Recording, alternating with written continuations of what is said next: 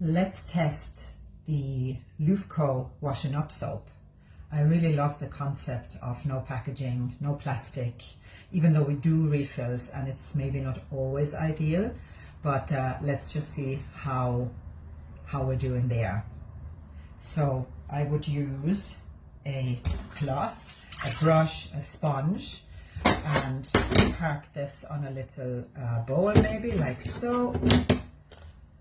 And then you can put a bit of lather on your soap and wash your dishes.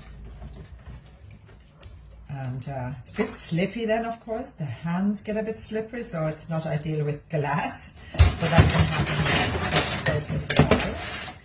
So let's see, now that's a bit better.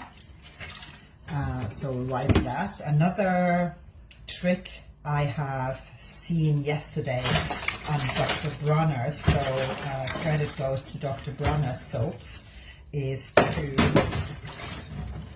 cut off a piece, cut off a little slice, and take your sponge, cut it open here, and stick a bit of soap into it, dish soap, or even Dr. Bronner's soaps, which by the way at the moment are on 10% off.